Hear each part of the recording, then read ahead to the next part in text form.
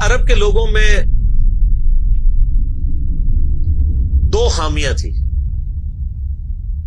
Number 1 چٹے ان پڑھ جاہل اجڑ، حتیٰ کہ انہیں باقی لوگ امی کہا کرتے تھے. امی میرے ان پڑھ.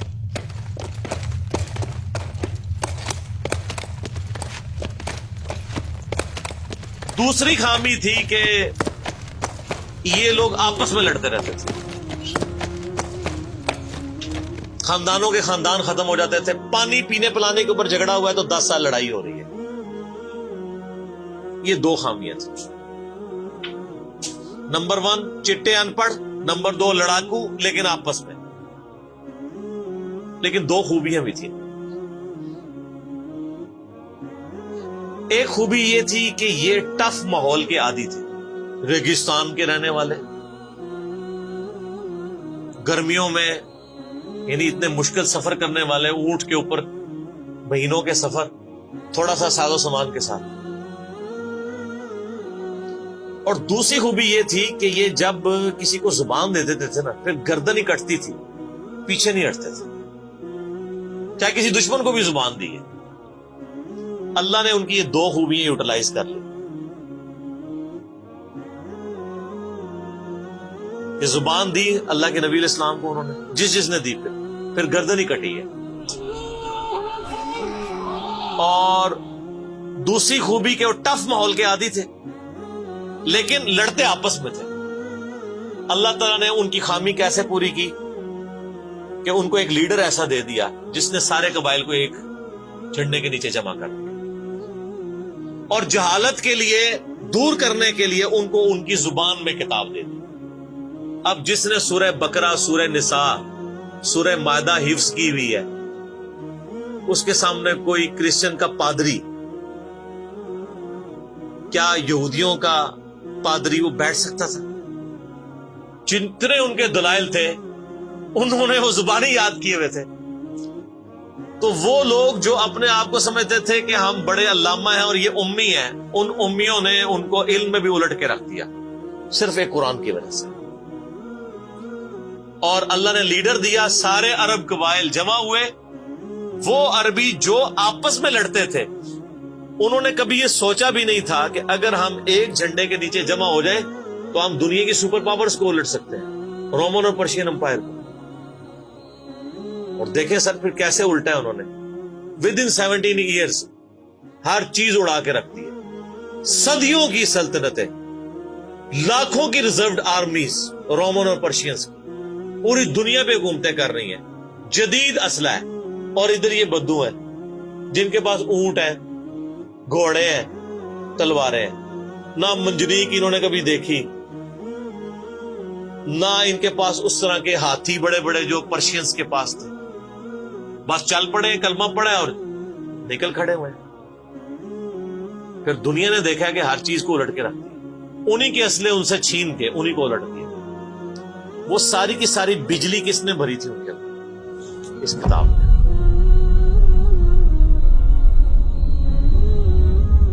یہ کتاب تھی. کتاب پڑھتے تھے، ایمان تازہ کرتے تھے. جہاد کا کیوں ذکر ہے اتنا قرآن کے اندر؟ کیونکہ اللہ نے ایک ایسی امت اٹھانی تھی جس نے تلوار کے زور پہ اکھاڑنا تھا رومن اور پرشین. ہم مانتے ہیں کہ اسلام تلوار کے زور پہ پھیلا ہے، لیکن یہ تصویر کا ایک رخ ہے. تصویر کا دوسرا رخ یہ ہے کہ جو بدماش صدیوں سے دنیا پہ حکمران تھے اور لوگوں کی رعایا کا استحصال کر رہے تھے، اپنی رعایا کا، ان پہ انہوں نے اتنے ٹیکسز لگائے ہوئے تھے. ان کو اکھاڑنے کے لیے کیا میٹھی میٹھی باتیں چاہیے تھی؟ طارق جمیل صاحب کے لیکچرز نے رومن اور پرشین امپائر اکھاڑنی تھی. یہ تو ان لوگوں کے لیے مسلمان ہو چکے ہیں. بدماش کب اپنی پوسٹ چھوڑتے ہیں؟ ان کو پھر اسلحے کے زور پہ ہی اکھاڑنا تھا. اور پھر اللہ نے صحابہ کرام کی تلواریں مسلط کی ان کے اوپر. جب اکھاڑ دی، فریڈم آف ایکسپریشن مل گیا، پھر معاملات سیدھے ہو گئے. اس زمانے میں بادشاہ کا دین رعایا کا دین ہوتا تھا. اگر کوئی رعایا کہے نا کہ میں بادشاہ کے دین سے الگ ہوتا ہوں، قتل ہو جاتا تھا. آپ پتہ عیسائیت کیسے پھیلی ہے؟ یہ تو سارے بت پرست تھے. کانسٹنٹائن 2 جس کے نام پہ قسطنطنیہ شہر تھا جو بعد میں مسلمانوں نے فتح کیا، سلطان محمد فاتح نے، ٹرکی والوں نے اس پہ ایک فلم بھی بنائی ہے، اردو ڈبنگ کے ساتھ ہے، ایک ہی نشست میں آپ دیکھ سکتے ہیں 2.5-3 گھنٹے کی. جو فلمیں دیکھتے ہیں ان کے لیے، مولویوں کے لیے نہیں. تو اس نے وہ قسطنطنیہ فتح کیا، پھر اس کا نام استنبول رکھ دیا. وہ قسطنطین 2 جو تھا وہ کرسچن ہو گیا تھا. چونکہ وہ کرسچن ہوا تو پوری رعایا 3 بر اعظموں میں پھیلی ہوئی وہ کرسچن ہو گئی. ایسے کرسچینٹی پھیلی ہے. تو رعایا کو وہی دین رکھنا ہوتا تھا جو حکمران کا. پہلے حکمران بت پرست تھا، عیسائیوں پہ ظلم ہوتے تھے. بعد میں جب حکمران ہی مسلمان ہو گیا، اس زمانے ظاہر عیسائیت اسلام کا ہی نام تھا، تو سارے پیچھے اس امام کے. یہ بڑا خطرناک معاملہ تھا. دوسری طرف پرشین جو ہیں وہ آتش پرست تھے، ان کے نیچے آتش پرستی کا دین چل رہا تھا. تو یہ پھر ضرورت تھی کہ فریڈم آف ایکسپریشن دیا جاتا. اسلام نے تلوار کے زور پہ ان کو اکھاڑا، ان کی بدماشیاں ختم کی، اور ایسی ختم ہوئی کہ بخاری مسلم کی حدیث ہے، نبی علیہ السلام نے فرمایا ان قریب کیسر ختم ہو جائے گا، پھر قیامت تک کوئی کیسر نہیں ہوگا. ہائے ہائے ہائے سر، یہ پروفیسیز اللہ کی تائید کے ساتھ ہی کوئی دے سکتا ہے. ان قریب کسرا ختم ہو جائے گا، قیامت تک کوئی کسرا نہیں ہوگا. دیکھ لیں 1500 سال ہو گئے ہیں، نہ رومن امپائر دوبارہ بنی، نہ پرشین امپائر دوبارہ بنی. حتیٰ کہ اب تو وہ کنسپٹ ہی ختم ہو گئے، ملکوں والا کنسپٹ آ گیا. اور اس زمانے میں یہ بات کرنا ایک ایسے شخص کا جس کے اوپر ایمان لانے والے گنتی کے لوگ ہوں، بہت بڑی بات ہے. اور اللہ نے پھر اکھڑوایا. اور آج فریڈم آف ایکسپریشن ایسا ہے کہ آج تلاوت ہو رہی ہوتی ہے تو ٹرمپ بھی بیٹھ کے سن رہا ہوتا ہے. کیوں؟ حالانکہ وہ کرسچن ہے. فریڈم آف ایکسپریشن آ گیا. آپ جائیں امریکہ میں، آپ کسی مارکیٹ میں مسلح ڈال کے نماز پڑھیں، کوئی آپ کو منع نہیں کرے گا. الٹا آپ کے ساتھ سیلفیاں بنا رہے ہوں گے کہ یہ کیا ہو رہا ہے. تو پہلے کوئی سوچ سکتا تھا کہ فرعون کے سامنے کوئی نماز پڑھتا؟ جادوگروں نے ذرا سی بات کی، ایمان لے کے آئے تو میں تمہیں سولی دے دوں. تو یہ اسلام اس دور جدید کا خالق ہے. اور یہ دور جدید کو تخلیق جو اسلام نے دی ہے وہ قرآن کے ذریعے. ایک علامہ وحید الدین خان صاحب ہیں انڈیا کے، 90+ ان کی ایج ہے. انہوں نے کتاب لکھی ہے اسلام دور جدید کا خالق.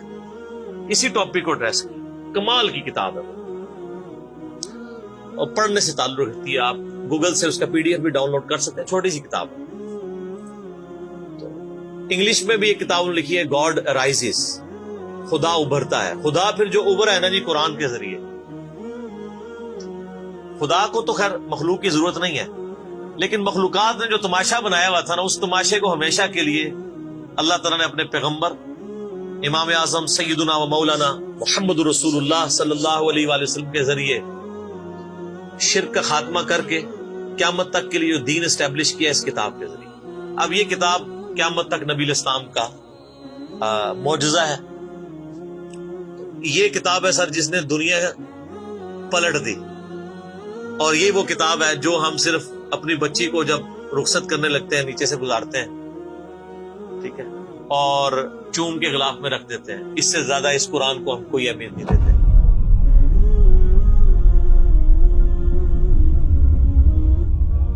حالانکہ یہ قرآن اس لیے نازل ہی نہیں ہوا ہوا، یہ تو ہماری کتاب زندگی ہے. لیکن ماشاءاللہ ایسی سازش اسلام کے خلاف کی ہے، کافروں نے نہیں، مسلمانوں نے پوری نیک نیتی کے ساتھ جنازہ نکالا دین کا، اور ایک سلوگن دے دیا، قرآن نہیں ڈائریکٹ پڑھنا گمراہ ہو جاؤ گے. قرآن میں بڑی بڑی مشکل چیزیں ہیں، اس کو ہاتھ نہیں لگانا. یہ یہودی بات کرتے تو ہم کہتے ہیں یہ اللہ کے دشمن ہے. مسلمان کہہ رہے ہیں، ہم کہہ رہے ہیں بالکل صحیح کہہ رہے ہیں. وہ میرا کلپ آیا نا پچھلے، لیکن اور ایک مولوی نے کہا ہے تو وہ اسلام 360 کے اوپر جو اس نے حملہ کیا، تو میرا کلپ بھی اس پہ ریکارڈ ہوا ہے. تو پہلے تو لوگ کہتے تھے کہ ہم ہی باتیں کرتا ہے، اب تو ویڈیو میں لوگ ریکارڈ کرا رہے ہیں کہ جی قرآن ڈائریکٹ نہیں پڑھنا، آپ گمراہ ہو جائیں.